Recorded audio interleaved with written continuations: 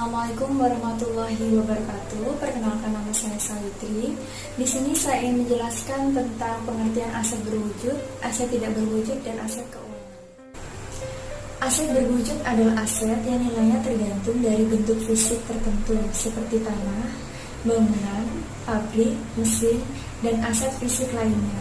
Sedangkan aset tidak berwujud adalah aset yang nilainya tidak tergantung dari bentuk fisik aset tersebut. Aset keuangan adalah aset yang non-wujud yang memiliki nilai dikarenakan klaim kontrak, misal seperti deposito bank, obligasi, dan saham. Aset keuangan biasanya lebih likuiditas daripada aset berwujud seperti tanah atau tanah yayasan dan diperdagangkan di pasar keuangan. Bagaimana hubungan antara aset keuangan dan aset berwujud?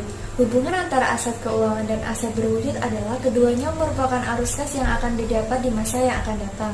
Hasil arus kas dari aset keuangan dihasilkan dari aset berwujud. Jadi, semakin tinggi kas yang diperoleh dari aset berwujud, maka semakin tinggi pula arus kas aset keuangan. Pada akhirnya, semakin banyak aset keuangan yang dimiliki, maka semakin mudah dalam memenuhi kebutuhan aset berwujud.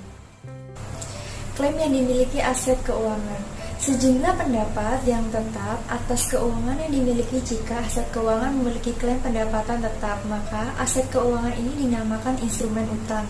Contoh, kredit. Aset keuangan kredit akan memberikan arus kas tetap berupa bunga.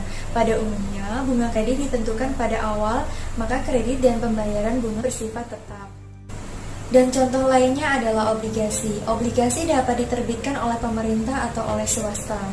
Dalam obligasi, besar kupon pada umumnya ditentukan di depan dari dibayarkan saat jatuh tempo atau waktu tertentu sesuai sepakatan yang telah ditentukan. Bagaimana peran aset keuangan dalam perekonomian? Peran aset keuangan adalah sebagai perantara untuk mengalihkan dana dari pihak yang memiliki kelebihan dana kepada pihak yang membutuhkan dana. Mengapa saham memiliki risiko yang lebih dinamis dibandingkan aset keuangan lainnya? Karena arus kas saham sangat tergantung dari dividen yang dibagikan, dan dividen sangat tergantung dari keuntungan yang dihasilkan oleh perusahaan.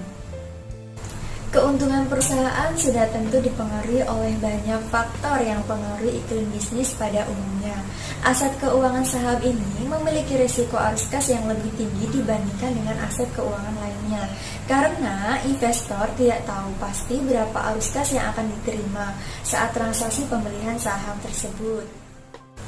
Apa yang dimaksud dengan fungsi likuiditas dari pasar keuangan?